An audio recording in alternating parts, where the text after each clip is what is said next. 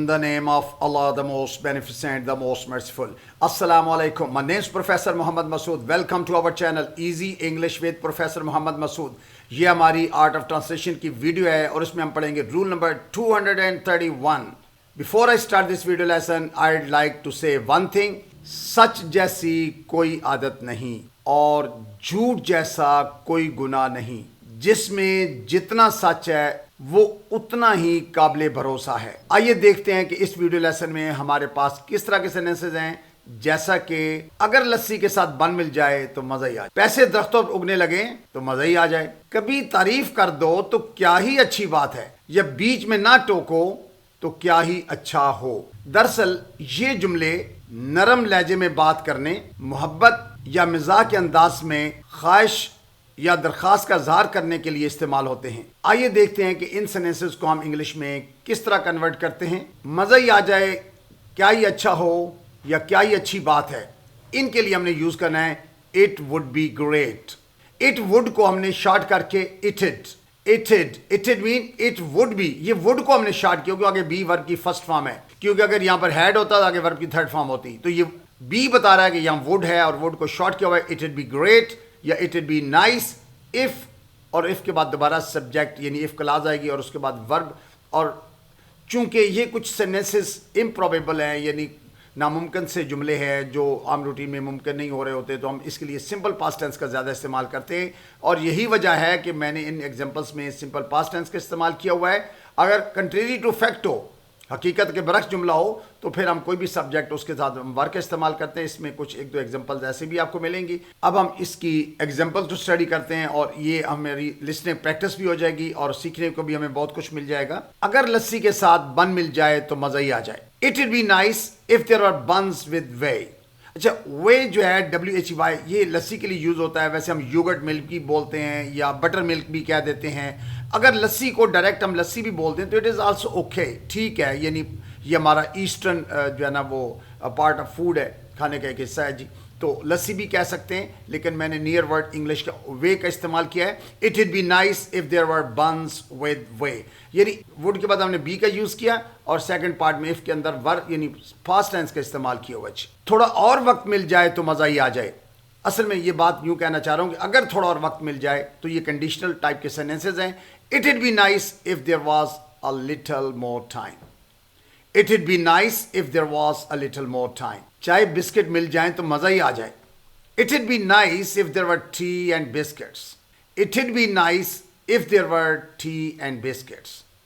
चूँकि past follows past, first part में हमने वुड यूज़ कर रहे हैं और इस वजह से सेकंड पार्ट के अंदर हमने सिंपल पास्ट टेंस का ये इस्तेमाल किया है, वर्क का इस्तेमाल किया है. अगर हम चाहें तो वुड के साथ यानी प्रेजेंट टेंस भी हम यूज़ कर लेते हैं उसको पोलाइट बनाने के लिए. बारिश हो जाए तो मज़ा ही आ जाए. अब ज़ाहिर है धूप निकली हो तो बारिश कहाँ होनी होती है, तो ये चूँकि हकीकत के बरक्स जुमले होते हैं. तो it would be nice if it रेन्ड, यानी सिंपल पास्ट टेंस हमने दोनों तरफ यूज़ कर लिया हुआ है. It would be nice if it rained. Shopping पर चलें तो मज़ा ही आ जाए. It would be nice if we went shopping. It would be nice if we went shopping. साथ घूम लें तो मज़ा ही आ जाए. यानी अगर साथ घूम लें तो मज़ा ही आ जाएगा. को अगर अच्छा साथी हो और फिर साथ घूमें तो फिर मज़े की बात है. It would be nice if we hung out together. अच्छा, हैंग आउट होता है फर्स्ट फॉर्म में, हैंग आउट यानी घूमना फिरना, सैर सपाटा करना चाहिए. तो it would be nice if we hung out together. पैसे दरख्तों पर उगने लगे तो मज़ा ही आ जाए. ये तो बात है ना मज़े की कि नहीं, दरख्तों पे पैसे उगें. तो हमारे दोस्त का आदर में सुबह सो के उठूँ तो 5-5 हज़ार का नोट होना चाहिए दरख्त पर. तो भाई ये ऐसी बात है. It would be nice if money Guru on trees. It would be nice if money Guru on trees. Grow, Guru, grown यानी सिंपल पास्ट टेंस यूज़ किया हुआ है. मनी सब्जेक्ट है और ग्रू वर्ब की सेकंड फॉर्म है. It would be nice if money Guru on trees. तुम यहाँ होते तो मज़ा ही आ जाता. अब चूंकि हकीकत के बरक्स बात हो रही है, एक बंदा वहाँ है ही नहीं तो कैसे वो वहाँ आएगा, तो इसलिए हमने आगे वर्क का इस्तेमाल किया हुआ है. It would be nice if you were here. It would be nice if you were here यानी it would be nice if you were here. आज साथ खाना खाएं तो मज़ा ही आ जाए. खाने की बात हो रही है. It would be nice if we had dinner together today. It would be nice if we had dinner together today. आज जल्दी आ जाओ तो मज़ा ही आ जाए. भाई ड्यूटी पे बंदा होगा किधर से जल्दी आएगा, लेकिन बाहर कभी किसी की ख्वाहिश होती है कि आज जल्दी आ जाओ तो मज़ा ही आ जाए. It would be nice if you came early today. It'd be nice if you came early today. باہر کھانا کھائیں تو مزہ ہی آ جائے. تو بھائی بل کس نے دینا ہے؟ باہر کھانا کھائیں تو مزہ ہی آ جائے. It'd be nice if we ate out. It'd be nice if we ate out. Simple past tense use کیا ہوا ہے دونوں طرف, یعنی would be past میں یوز ہوتا ہے, ate verb کی سیکنڈ فارم ہے. کہیں گھومنے چلیں تو مزہ ہی آ جائے. It'd be nice if we went somewhere. It'd be nice if we went somewhere. Pizza مل جائے تو مزہ ہی آ جائے. It'd be nice if we got some pizza. It'd be nice if we got some pizza. وہ دعوت دے دیں تو مزہ ہی آ جائے. It'd be nice if they invited us.